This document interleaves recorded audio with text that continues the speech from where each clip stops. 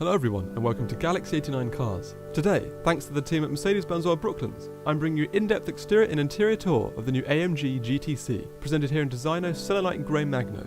The GTC comes in to join the AMG GT Roadster at the same time the GTI joins the coupe range and becomes the fastest model in the GT class. Made primarily from aluminium, the car has a curb weight of 1735 kilograms, up from 1625 kilograms in the standard Roadster. The more aggressive aesthetic in the GTC has been achieved by giving the car 57mm wider arches and that GTR-style Pan-Americana front grille.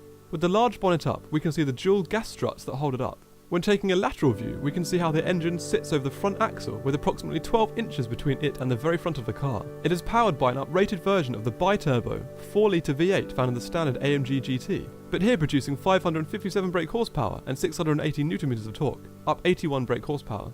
This increased output produces a 0 to 62 mph time of 3.7 seconds, a reduction of 0.3 on the standard Roadster, and a top speed of 196 mph, up 8 mph. At the rear sits a performance exhaust that accentuates the V8 up front, but nothing as formidable as that on the GTR. The car is sitting on 19-inch front and 20-inch rear, 5 twin-spoke alloy wheels, which are new for this model and one of 4 options available. Stopping power is provided by standard brakes and calipers, but there is a carbon ceramic option available, signified by gold or orange calipers. Ride is helped with the addition of adaptive dampers as standard. Now we've finished the model overview, let's start the in-depth exterior tour. The Pan-Americana grille can also be found on the GTR.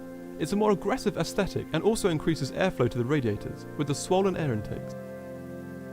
Centrally, there's a small slit containing the active aero flaps that open and close depending on speed to alter downforce. Above is the bulging main intake with parking and telemetry aids integrated within. The headlights above consist of a top white LED strip, a main xenon adaptive lamp below, and smaller lights underneath. The long bonnet above now has even more prominent lines, 2 running from the top and 1 from the bottom, with the arches acting as borders. Moving towards the windscreen, there are very functional hot air release vents that also channel hot air over the car and add to the aesthetic. The gloss black side skirts are also new additions from the standard GT. They help to create a more muscular aesthetic. Moving up, there are further hot air release vents on the side of the front wheel arches with engine designations within. The electrically folding mirrors with integrated indicators and proximity sensors indicate the selection of the night pack, as they are gloss black, but they can also be presented in carbon weave with one of the carbon packs. There are 3 options available for the soft top: black, the default option, beige or red. It declines or returns in 11 seconds and can be used at speeds up to 30 mph. I'll demonstrate its mechanism later in the video. Below, the door handles are chrome and feature small indentations which indicate keyless entry and keyless go. Next is the petrol cap for the 75-litre fuel tank, which opens up with a single depress. As we approach the rear of the GTC, the first thing we find is the rear wing with its integrated brake light. At motorway speeds, the rear wing will deploy automatically, but it can also be deployed manually. I will also demonstrate this later in the video. The rear indicator, reverse and brake light complex is constructed from an intricate glass design that I feel helps to provide a more premium feel. Between the lights sits a small vent that helps to release hot air and pressure from the rear arches. There are more vents lower down on each side that perform the same function. The bumper houses the rear sensor array with the reversing camera just above the number plate. Below there is a very slight diffuser which highlights the grand tourer purpose of this car. Now we've completed the exterior tour, we can move inside. Apologies for the poor focus here. The GTC comes with a standard AMG key with controls to lock, unlock and open the boot. The doors open smoothly and don't feel heavy. The interior here is a mix of dynamic Alcantara, leather, aluminium and carbon fibre.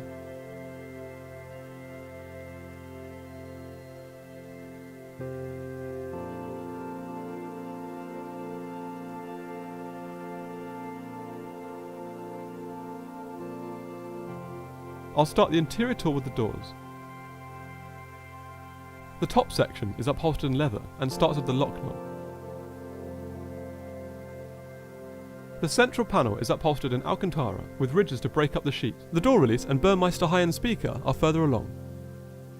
The leather upholstered armrest has an aluminium strip designed to look like carbon running along its side. The electric window and mirror controls are furthest forward. Below there's a very slim storage pocket. As expected with a car of this nature, ingress and egress was straightforward. The increased side skirts didn't affect the process. The illuminated sill itself is neither low nor wide. As we begin to move into the car, we first find the electronic parking brake, button to open the boot, and controls for the exterior lights and a vent. The AMG Performance steering wheel has been spec'd in full Dynamica with a leather 12 o'clock marker. However, there are full or partial leather options available. controls on the left are for the driver's trip menu, with those on the right for voice commands and volume. It is fitted with the same 7-speed DCT transmission in the standard car, where gear changes can be undertaken automatically or by using the short paddles behind the wheel. A simple sustained depress of the button in the central column and the driver's display initiates the start sequence. The driver's display features the speedo on the left with fuel amount, central trip screen and rev counter with temperatures on the right. As previously mentioned, the buttons on the left can be used to move through the select options in the central trip. The bottom button allows the user to select AMG mode. In this options screen, boost, temperatures, lap timer, car setup, G-meter and speed limit can all be accessed. In the standard trip screen, miles, range and consumption info listed. Nav displays direction of travel without a route being set. Radio will display station and song information. Media performs a very similar function. Telephone displays all the information relating to current calls and contacts. Service is for the car's service schedule, and finally settings for general information, time, date, etc.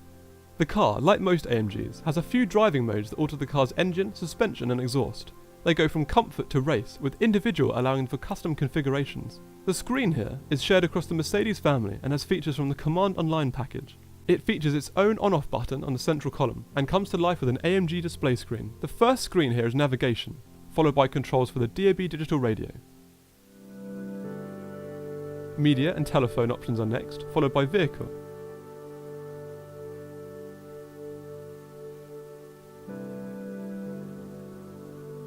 Here, the optional dynamic select options can be found, where performance, configuration and data can be accessed and adjusted.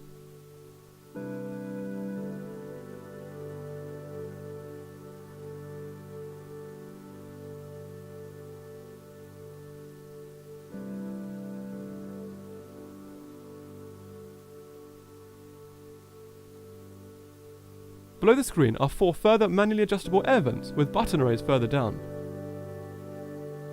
The first set of buttons are for passenger seat heating, ventilation, the mechanical rear wing, hazard lights, parking sensors, and driver side ventilation and seat heating. By pushing down on the wing button, the user can either extend or retract the rear wing that sits on 2 folding arms.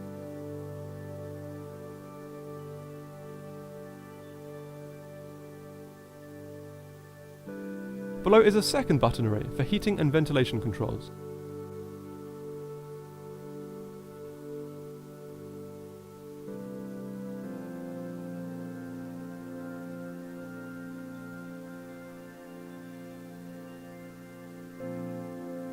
Below are 2 concealed cup holders and a 12-volt socket. With a small push, the cover slides back into place. Larger buttons run down along the side of the central column and are said to represent the cylinder layout of the V8 up front. The main interface and drive controls are in the centre. The first is the drive mode selector, engine start-stop, ESC off and adaptive dampers.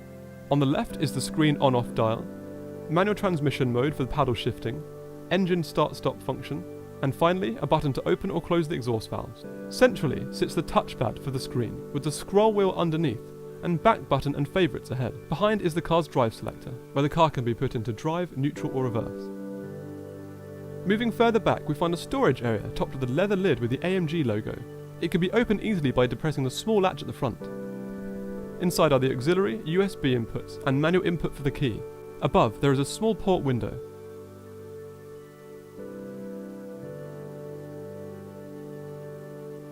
Here we find the optional electrically adjustable AMG Performance seats. As this is a cabriolet, they also feature vents at the top to blow soothing air. As there are no door controls for the seats, they must be adjusted using the small buttons on the side. To make up for the lack of door storage, the illuminated passenger side glove compartment is quite spacious.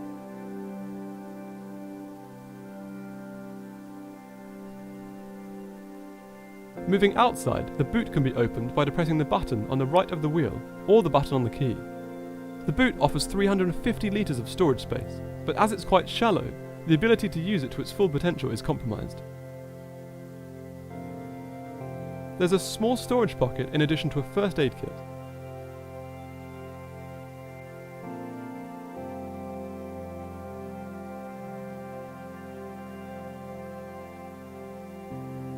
Moving back into the car briefly, we find interior lighting controls and the SOS beacon above. There is also the control for the mechanical roof.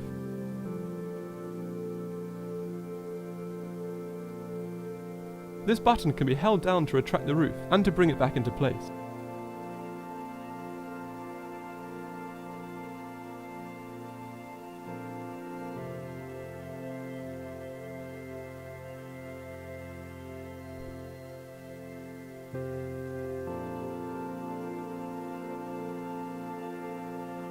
When retracted, it sits very neatly and subtly just in front of the boot. It is brought back into place by holding the same button. Remember, it takes only 11 seconds and can be used at speeds of up to 30 miles per hour.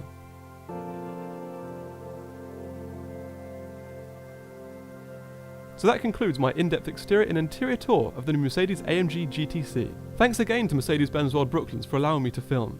Please find all their contact details for events, sales, facilities, etc. in the description below. Please subscribe for the latest content, and until next time, thanks for watching.